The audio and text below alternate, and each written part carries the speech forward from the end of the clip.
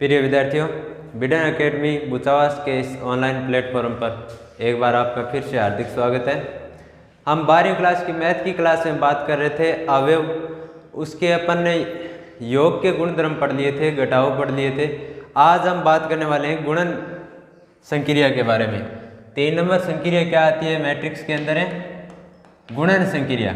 गुणन संक्रिया के अंदर पहले अपन देखेंगे किसी भी मैट्रिक्स को एक अदिश राशि से गुणा करना, यानी अदिश गुणन। क्या देखेंगे? अदिश गुणन। अदिश गुणन क्या होता है?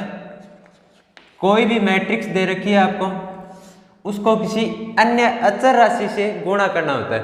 तो किसी भी मैट्रिक्स को अपन अचर राशि से बार गुणा करेंगे तो वो अंदर मैट्रिक्स के प्रत्येक अवयव से गुणा होगा। क्या कि यदि मैट्रिक्स ए जैसे ए आई जे एम इंटू एन कोटि की है, मैट्रिक्स ए है वो ए आई जे एम इंटू एन कोटि की एक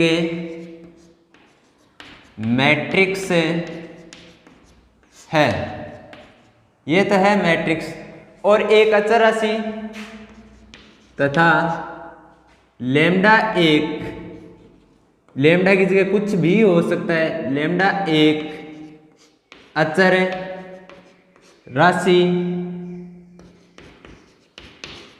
है। लेम्डा को मैट्रिक्स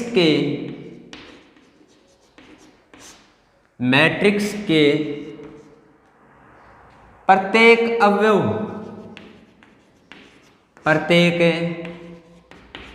को गुणा करने पर प्राप्त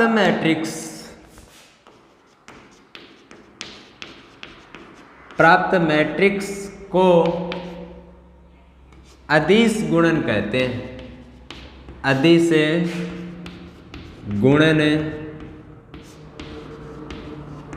कहते हैं। अर्थात कोई भी मैट्रिक्स दे रखी है अपन को m इंटू एन कोटि की, अपन किसी अचर राशि लेम्डा, यहाँ अपन ने लेम्डा ही माना है, आप कुछ भी मान सकते हो, म्यू गामा एक्स वाई जो भी अचर राशि लेना चाहो यहाँ ले सकते हैं अपन।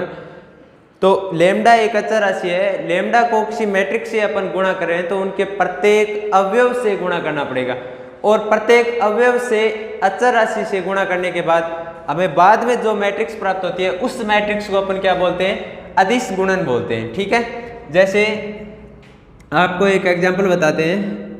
कोई मैट्रिक्स ए है, उसके अवयव दे रखे हैं अपन को A11, A12, A21, A22। ये 2 इंटू 2 कोटि की कोई मैट्रिक्स है। अपन को इससे लेम्डा से गुणा करने, तो यहाँ लेम्डा से गुणा किया तो लेम्डा ए हो गया, इधर मैट्रिक्स को लेम्डा से गुणा करेंगे तो A11, A12, A21, A22 और 2 इंटू 2 कोटि। अब इसके प्रत्येक अवयव से गुणा करेंगे, प्रत्येक अवयव से गुणा करेंगे तो यहाँ A11 था तो अब हो जाएगा लेम्डा A11, अब लेम्डा A12, यहाँ लेम्डा A21, यहाँ लेम्डा A22, और इसकी कोटि क्या हो जाएगी? 2 इंटू 2 कोटि। ये अपन ने परिभाषा के अंदर देखा था। कोई मैट्रिक्स हमें A दे रखी है, A मैट्रिक्स को लेम्डा से गुणा करेंगे तो मैट्रिक्स के प्रत्येक अवयव से किसका गुणा होगा? लेम्डा का गुणा होगा। ये देखो, और इस प्रकार का गुणनफल क्या कहलाता है? एक अदिश गुणनफल कहलाता है। जैसे इसके अन्य एग्जाम्पल की बात करते हैं अपन। कोई मैट्रिक्स ए है, वो इस प्रकार है 3, -1, 2, 4, 3, 6, 3, 5, 4। ये कोई मैट्रिक्स दे रखी है हमें, और इसकी कोटि क्या है? 3 इंटू 3 कोटि। अपन इसको किसी भी अचर राशि जैसे 3, 4, 5 यानी पूर्णांक राशि से गुणा करें। जैसे अपन इसको 4 से गुणा कर रहे हैं, यानी 4a हो गया। तो अब 4 से मैट्रिक्स को गुणा करें, इसका मतलब है मैट्रिक्स के प्रत्येक अवयव से किसका गुणा होगा? इस 4 का गुणा होगा। अब 4 का 3 के साथ गुणा करेंगे तो क्या आएगा 12, 4 का गुणा -1 के साथ करेंगे तो -4, यहाँ -8, 4 का 4 से 16, 4 का 3 से 12, 4 का 6 से 24, 4 का 3 से 12, 4 का 5 से 20, 4 का 4 से 16 और इसकी कोटि क्या रहेगी 3 × 3 कोटि रहेगी। अदिश गुणनफल के अंदर क्या होता है, किसी भी अचर राशि से मैट्रिक्स से गुणा कर रहे हैं तो मैट्रिक्स के प्रत्येक अवयव से उसका गुणा करेंगे और प्रत्येक अवयव से गुणा करने के बाद जो मैट्रिक्स हमें प्राप्त होती है उस मैट्रिक्स को अपन क्या बोलते हैं, अदिश गुणनफल बोलते हैं।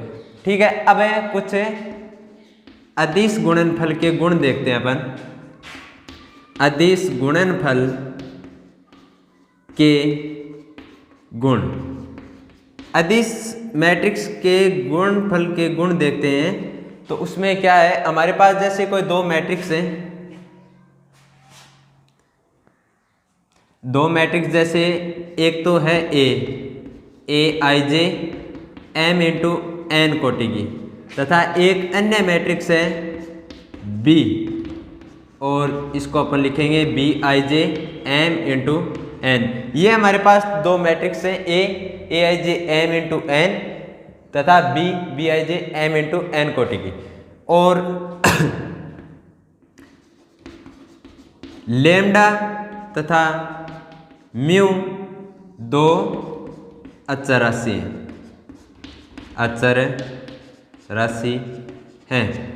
तब इनके गुण देखते हैं अपन। इसका पहला गुण क्या होगा, हमारे पास दो मैट्रिक्स हैं A और B, दो ही अचर राशि हैं लैम्डा और म्यू। तब इनके अपन गुणनफल देखते हैं, गुणनफल के कुछ गुण देखते हैं। जैसे दोनों अचर राशियों का योग करते हैं लैम्डा प्लस म्यू और इन दोनों के योगफल को किससे गुणा करेंगे, अपने मैट्रिक्स A से गुणा करेंगे तो हमें क्या प्राप्त होगा लैम्डा A को मैट्रिक्स A से गुणा कर दो और प्लस करके म्यू को मैट्रिक्स से A से गुणा कर दो, यानी एक ही मान प्राप्त होगा।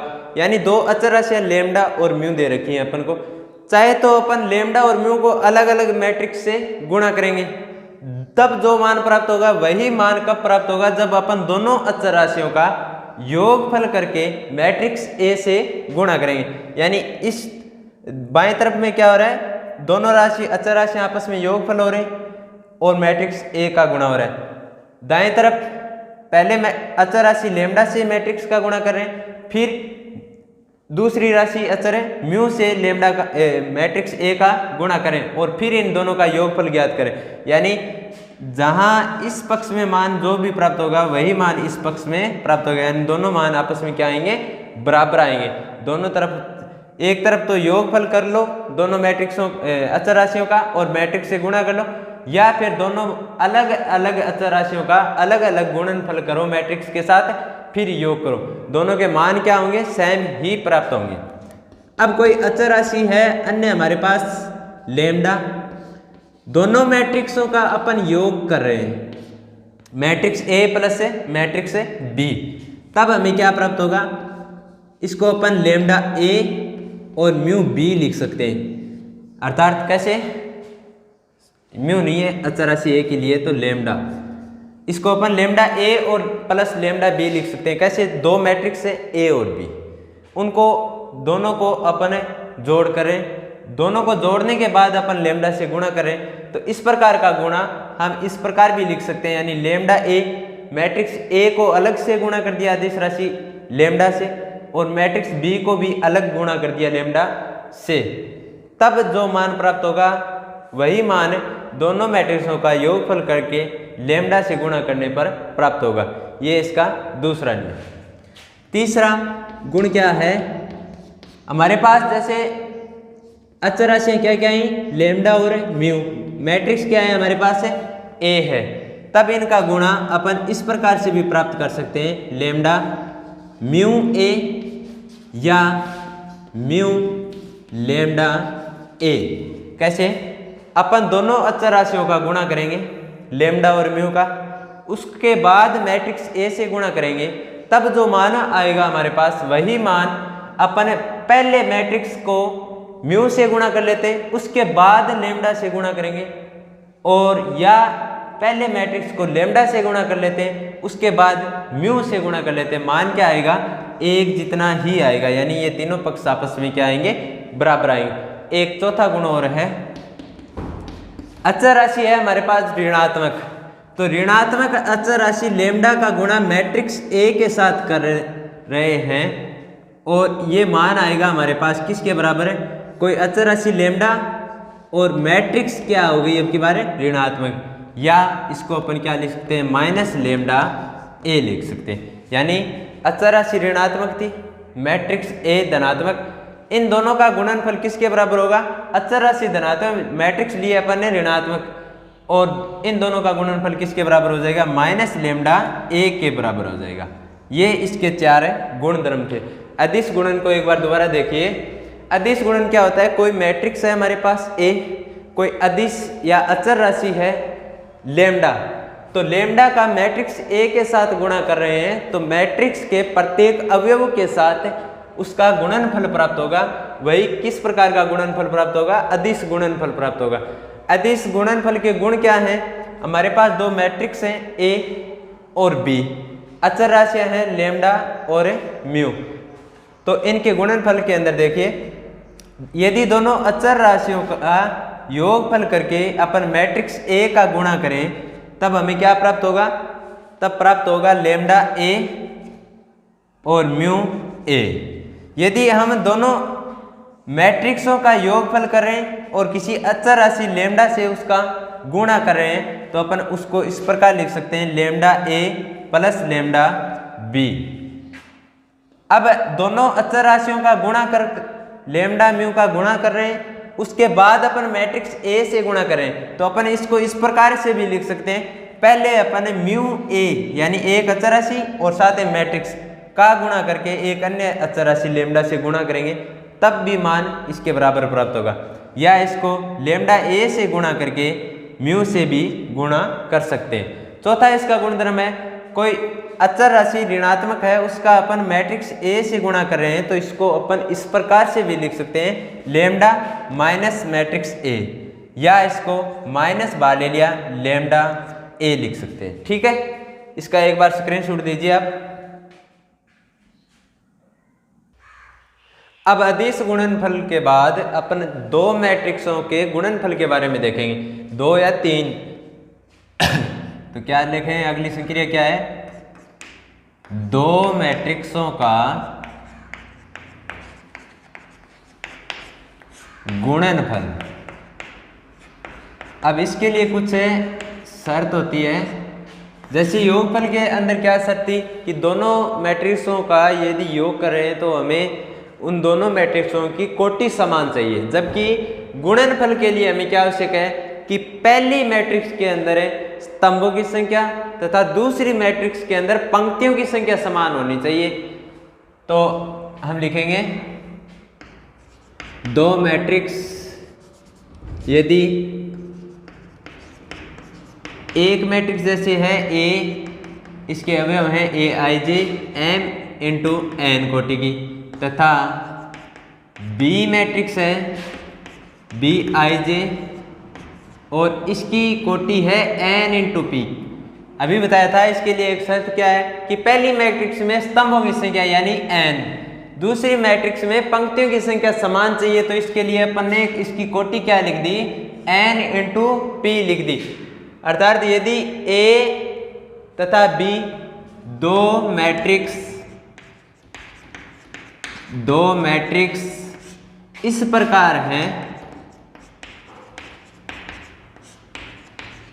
कि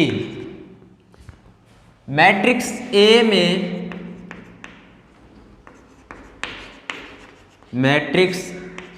में स्तंभों की संख्या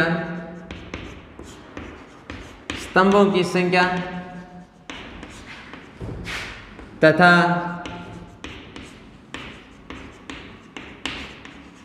मैट्रिक्स बी में पंक्तियों की संख्या समान है, तब मैट्रिक्स ए तथा मैट्रिक्स बी दो मैट्रिक्स इस प्रकार हैं कि मैट्रिक्स ए में स्तंभों की संख्या तथा मैट्रिक्स बी में पंक्तियों की संख्या क्या है, समान है, तब दोनों मैट्रिक्सों का गुणा करने पर एक अन्य मैट्रिक्स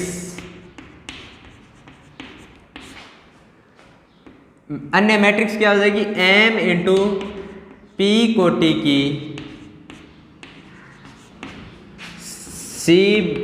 कैपिटल C बराबर small c i j m into P प्राप्त होती है।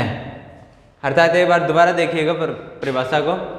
यदि मैट्रिक्स A तथा मैट्रिक्स B दो मैट्रिक्स इस प्रकार है कि मैट्रिक्स A में स्तंभों की संख्या तथा मैट्रिक्स B में पंक्तियों की संख्या क्या है, समान। मैट्रिक्स A में स्तंभों की संख्या और मैट्रिक्स B में पंक्तियों की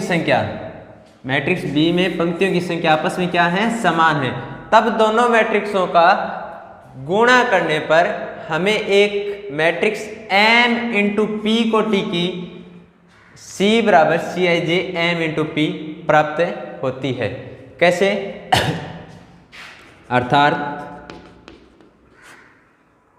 ए आई जे इसकी कोटि थी हमारे पास m इंटू n, इसका गुणा कर रहे हैं अपन अन्य मैट्रिक्स बी आई जे और इसकी कोटि थी n इंटू पी, तो हमें मैट्रिक्स क्या प्राप्त होगी, small c i j m into P. अब मैट्रिक्स के लिए आवश्यक क्या है, आवश्यक ये है कि पहली मैट्रिक्स में स्तंभों की संख्या यानी इसमें n, ये क्या चीज़ है, स्तंभों की संख्या। दूसरी मैट्रिक्स में पंक्तियों की संख्या, इसमें भी n, ये है पंक्ति, ये आपस में समान है। यहाँ इस पहली मैट्रिक्स के स्तंभों की संख्या, दूसरी मैट्रिक्स के पंक्तियों की संख्या आपस में समान है, तब हमें अन्य मैट्रिक्स किस कोटि की प्राप्त होगी, जो शेष रहेगा। जैसे यहाँ क्या रहा m, यहाँ इसमें स्तंभ कितने p, तो m इंटू पी कोटि की मैट्रिक्स प्राप्त होगी। ठीक है, बात समझ में आई। जैसे एग्जाम्पल देखते हैं, अब गुणा करके देखते हैं। कोई मैट्रिक्स है हमारे पास जैसे A, इसके अवयव हैं हमारे पास A11, A12, A21, A22 तथा एक अन्य मैट्रिक्स है B, इसके अवयव हैं B11, B12, B21, B22 और इसकी कोटि है 2 इंटू 2, इसकी कोटि भी है 2 इंटू 2। तो अपन को गुणा करने से पहले ये देखना है कि पहली मैट्रिक्स में स्तंभों की संख्या दूसरी मैट्रिक्स के पंक्तियों की संख्या के बराबर है। पहली मैट्रिक्स में स्तंभों की संख्या कितनी है, 2 है, 1 2। दूसरी मैट्रिक्स में पंक्तियों की संख्या 1 2, यानी आपस में बराबर है। इसका मतलब इन दोनों मैट्रिक्सों का गुणनफल क्या है, संभव है। यदि पहली मैट्रिक्स में स्तंभों की संख्या दूसरी मैट्रिक्स के पंक्तियों की संख्या के बराबर नहीं है, तो दोनों मैट्रिक्सों का गुणनफल भी संभव नहीं है। अब A और B का गुणनफल करते हैं, देखो कैसे। A B गुणनफल करने के लिए पहली मैट्रिक्स की अपन को क्या काम में लेनी है, पंक्तियां काम में लेनी। पहली मैट्रिक्स की पंक्तियां काम में लेनी, जैसे ये पंक्ति होगी और ये इसका पहला स्तंभ काम आएगा। हमें प्राप्त क्या होगा, पहली पंक्ति पहले स्तंभ का पहला अवयव, यानी A11 का गुणा किसके साथ करें, B11 के साथ।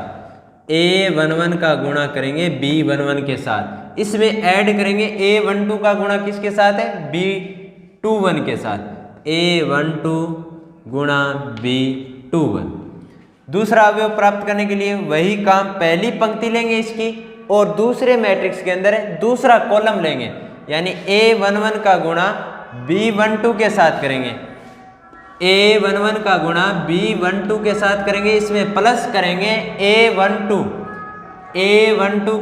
का गुणा B22 के साथ करेंगे।